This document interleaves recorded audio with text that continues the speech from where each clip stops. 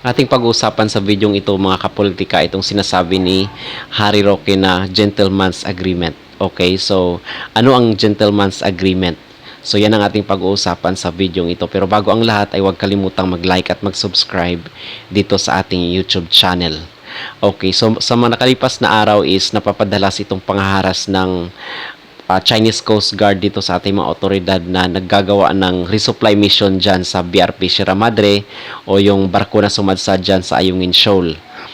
Kasi nagpapadala daw ng construction materials for na i-repair yung nasirang barko, and at the same time nagpapadala ng mga pagkain at tubig dyan sa BRP Sierra Madre. Now, bakit natin ito pinag-uusapan mga kapolitika? Kasi ito lumalabas doon sa survey na kung saan is 77% ng mga Pilipino ay handa o manong makipag-away dito sa China or ipagtanggol yung ating bansa dito sa bansang China.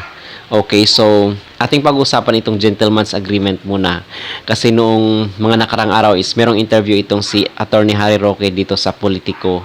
At ang sabi niya is merong kasunduan itong si former President Rodrigo Roa Duterte at si Chinese President Xi Jinping na kung saan is magiging status quo yung sitwasyon dyan sa Ayungin Shoal. Ibig sabihin is maging normal yung sitwasyon dyan. Ibig sabihin is walang gagawin, walang gagalaw na kung saan is bawal yung mag-repair sa BRP Sierra Madre at hindi rin magagawa ng improvement sa mga construction na ginawa na dati ng mga Chinese authorities dyan sa Ayungin Shoal. So yun yung status ko. Ang pinapayagan lang ng Chinese is maghatid doon ng resupply mission yung pagkain at tubig lang. So, bawal yung mga construction materials sa madaling sabi. Okay, so bakit nga ba hinaras yung mga Coast Guard natin ngayon dyan sa Ayungin Shoal? Unang-una, hindi nagustuhan ng China. Bakit hindi tumupad itong Pilipinas sa agreement noong former president? Yung gentleman's agreement is verbal lang po yun. Ibig sabihin is may tiwala yung every country, every leader na tutuparin yung kanilang mga pangako. Kaya wala nang pinirmahan na papel doon sa naging agreement ni former President Rodrigo Roa Duterte at ni Chinese President Xi Jinping. So, kaya verbal lang kasi may tiwala sila sa isa't isa. So, bakit ngayon nagagalit yung China? Kasi iniisip ng China nag-traitor yung Pilipinas at hindi sumunod dito sa usapan kasi nga iba na yung presidente, di ba? At ang sabi naman dati ni Bongbong Marcos is hindi tayo makipag-away sa China. But ngayon is parang naghamon na tayo na sinasabi ni Bongbong Marcos nga doon niya sa speech sa Australia na tayo daw yung forefront ng war. So bakit ganun? Bakit nag-iba yung ihip ng hangin? So something is wrong. Okay, so yun ang sinasabi ng China na kung bakit sila nagagalit is dahil dito sa mga resupply mission na sinasama ng mga reconstruction material at hindi yun nagustuhan at ang sabi is baka lalala pa yung magiging consequence yung mga action na kailang gagawin dahil dito sa pagpupumilit ng China i-repair yung BRP Sierra Madre kasi yun ang ayaw na ayaw nila mga kapolitika. Now, bakit nagkaroon ng kasunduan itong si former President Rodrigo Roa Duterte at ang Chinese President Xi Jinping? Kasi mga kapolitika is ayaw ni former President Duterte na may mapahamak yung ating bansa. Okay, kasi aminin natin sa hindi is walang kalaban-laban yung Pilipinas just in case magkaroon ng war. Yung war na pinupush dyan sa West Philippine Sea is hindi natin war yan mga kapolitika. War yan ng West at dito sa China. Okay? Katulad ng nangyari dyan sa Ukraine. Hindi war ng Ukraine yan at Russia.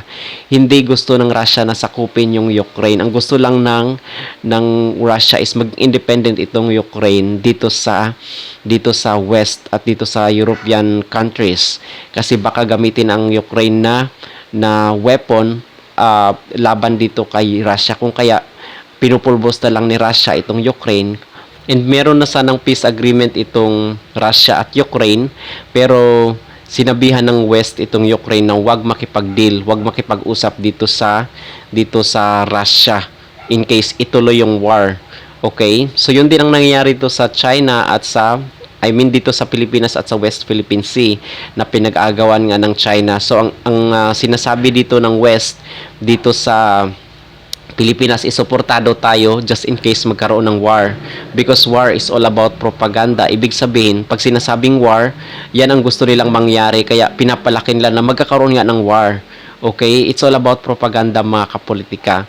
So bakit nakipagsundo na lang itong si former President Duterte, at bakit naging pro-China na lang siya sa sitwasyon nung time na siya ay naging president? Kasi alam ng ating president na ayaw niya na ang bansa natin is makipag-deal dito sa war na ito. Okay, at nakipagsundo na lang nga siya dito sa Chinese President Xi Jinping. Hindi ibig sabihin yun, mga kapolitika, nakipagsundo itong president, kasi ang sinasabi ng media na ibinigay niya na ng former president ating bansa dito sa mga dayuhang inchik. Hindi po. Ang ibig sabihin ng ating former president is nakipag-deal siya na hindi makipag-war dito sa West Philippine Sea. Kumbaga magkaroon na lang ng agreement na equal yung rights natin dyan na mangisda dyan sa West Philippine Sea, at sila rin is malaya rin na makapaglayag dyan. So para na lang maiwasan yung tension, kasi kung bubugawin natin yung China dyan or paalis natin yung China, hindi natin kaya yun kasi wala tayong mga nuclear weapons. Hindi tayo yung kumbaga yung bansa na kinatatakutan, just like yung Japan, yung South Korea, yung talagang mga improved na mga bansa is kinatatakutan din yan ng China. Tayo wala, kasi tayo nun, kaya kumbaga magkaroon lang tayo ng peace agreement. Okay, so yun ang naging reason kung bakit naging pro-China itong si former President Rodrigo Duterte, at nagkaroon siya ng deal. Okay, but again, ulitin ko, hindi yung deal nila is hindi na ibig sabihin na ibigay yung ating bansa dito sa China. Okay, yung deal na yun is para magkaroon ng peace agreement at wala nang mangyayaring gulo. Unlike ngayon na pinoprovoke nga nitong West at ng ating president na yung word na war dyan sa West Philippine Sea. Okay, so yun lamang ating masasabi at ating opinion dito sa isyong ito, mga kapolitika. Kayo, ano inyong masasabi dyan sa issue ng West Philippine Sea? Kasi tila painit na talaga ng painit yung issue ng giyera dyan sa West Philippine Sea. At nabalitaan ko nga, mga kapolitika, na in the past few days is nagpadala daw ng mga armas itong United States dito sa ating bansa secretly. Hindi ito pinaalam sa media. Okay, so ibig sabihin may weapon, ibig sabihin may pinaghandaan sila. Okay? And kasi kung saan yung mga armas is doon ang unang so kumbaga instead na makipag-away itong ating former president, makipagtalo dito sa Chinese president, Chinese government, is nakipagsundo na lang itong ating president kasi alam niya yung itsura ng war. Futuristic nga itong si former president Rodrigo Duterte, kung kaya instead na makipag-away, makipag-argue na lang dito sa ating kalaban, is nagkaroon na lang sila ng mutual friendship. So yun po yung nangyari, mga kapolitika. Okay? So yun lamang ating pag-uusapan sa videong ito, sa isyong ito, kasi talagang lumalala na talaga ang sitwasyon dyan sa West Philippine Sea, at kailangan natin na ma-educate din yung mga tao hinggil sa tunay nangyayari dyan. Okay? So yun lamang ating masasabi.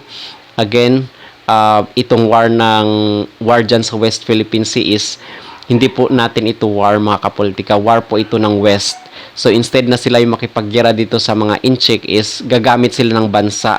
Okay, wala tayong kinalaman dyan sa war na yan. Okay, at tayo yung igagatong dyan sa war kung sakaling mangyari yung war, tayo yung igagatong. Instead na sila pupunta dyan sa China, is tayo na lang yung gagamitin nila, at sinasabi nila na support na lang sila, at yung mga bansa sa West is support na lang sila sa Pilipinas. But kumbaga tayo naging forefront. Yun yung pronouncement ng ating President Bongbong Marcos. Okay, so napakadelikado itong tinatahak ng ating kasalukuyang administrasyon, na kung saan is napaka-dangerous talaga. Alright, so yun lang ating masasabi at opinion hinggil sa isyong ito. Kayo, ano ang inyong masasabi sa global lang tensyon dyan sa West Philippine Sea? Please don't forget to like and subscribe for more videos, mga kapolitika.